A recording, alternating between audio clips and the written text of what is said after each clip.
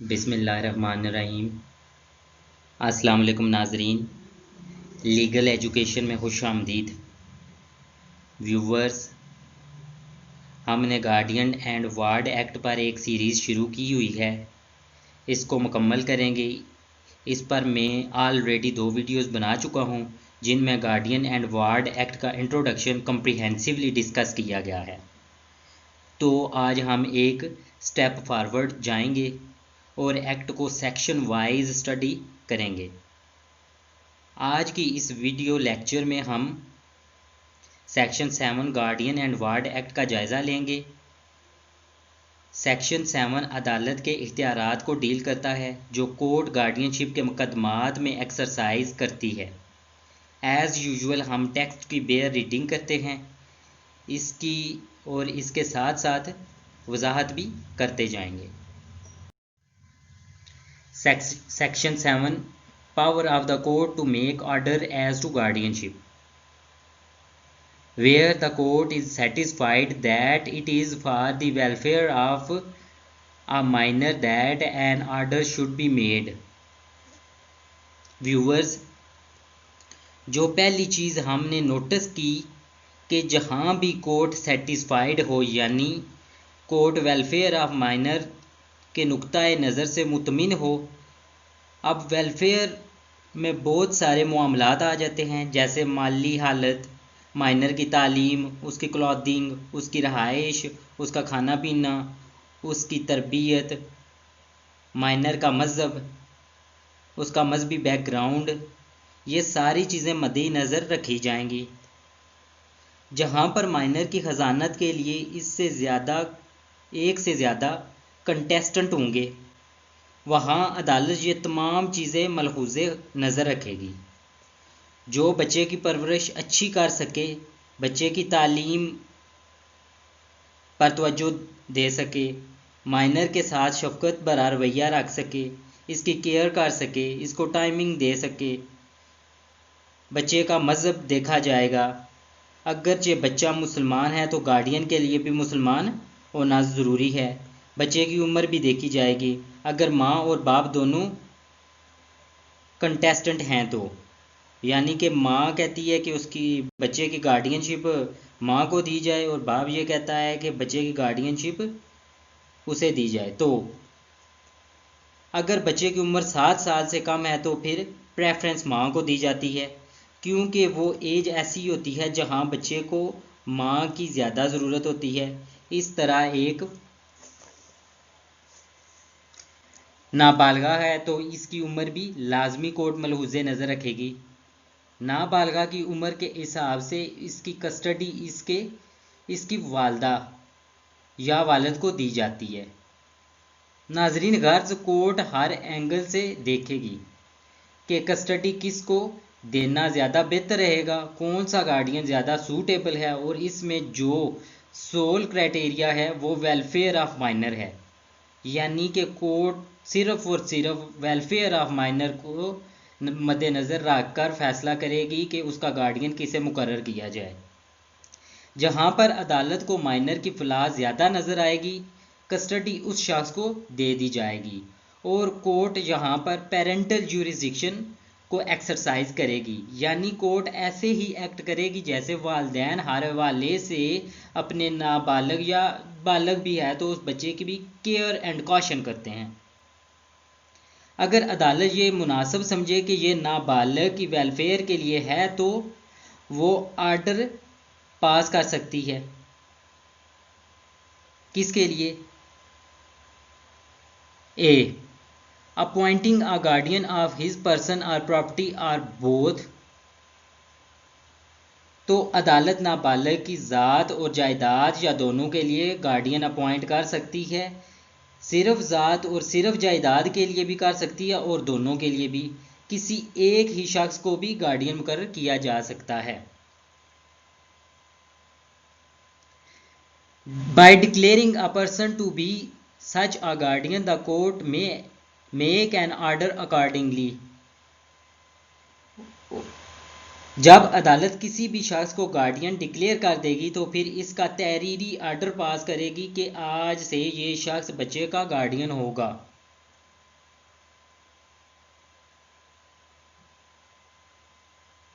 provided that no person other than a citizen of Pakistan shall be appointed or declared to be a guardian of a minor who is a citizen of Pakistan।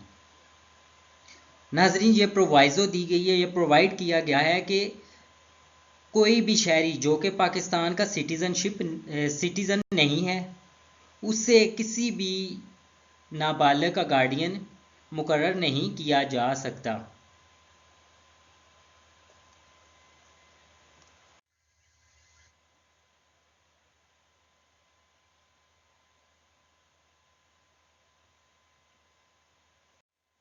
Subsection 2 of Section 7.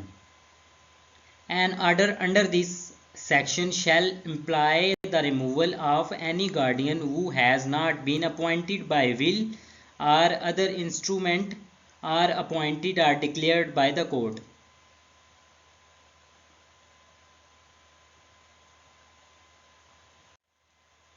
नाजरीन, अगर पहले ही नाबालिग की custody किसी के पास है, लेकिन वो गार्डियन ना तो विल के ज़रिए अपॉइंट हुआ है और ना ही उसे कोर्ट ने अपॉइंट किया है। मिसाल के तौर पर, बच्चा अगर यतीम हो जाए तो करीबी रिश्तेदार इसकी कस्टडी ले लेते हैं। तो अगर इन लीगल तरीक़ों के तहत कोई गार्डियन मुकर्रर नहीं हुआ हो तो कोर्ट किसी को गार्डियन मुकर्रर कर सकती है, यानी किसी भी शख्स को गार्डियन मुकर्रर किया जा सकता है। तो जो पहले से गार्डियन होंगे उनकी गार्डियनशिप कैंसिल हो जाएगी। अदालत ने इसको रिमूव कर दिया है। ज़रूरी नहीं कि कोर्ट स्पेसिफिकली कोई आर्डर पास करे। नया गार्डियन मुकर्रर होने का मतलब यही है कि पुराने गार्डियन की गार्डियनशिप ख़त्म कर दी गई है।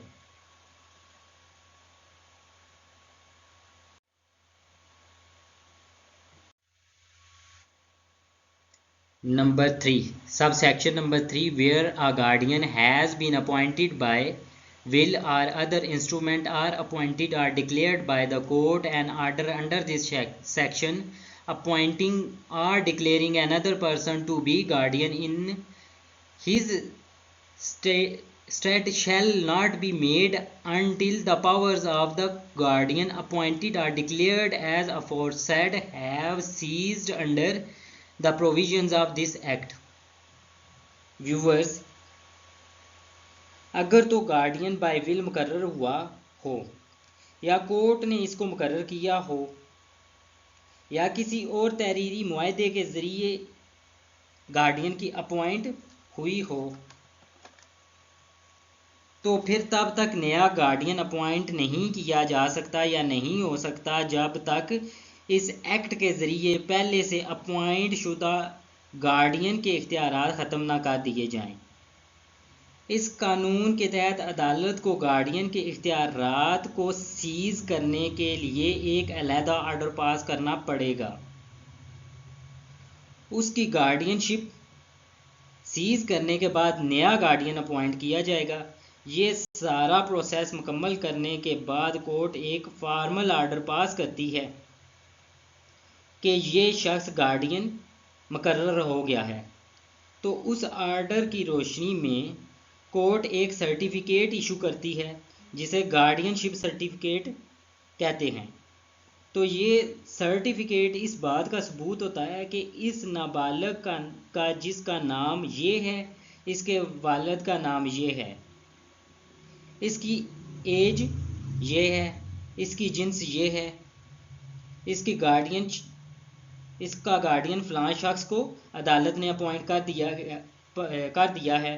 और अगर वो प्रॉपर्टी की हद तक हो तो सर्टिफिकेट में स्पेसिफिकली लिखा हुआ होगा कि नाबालिग की जायदाद का गार्डियन भी यही शख्स मुकर्रर कर दिया गया है जिसे उसे उसकी ज़ात का गार्डियन मुकर्रर किया गया है। अब कोर्ट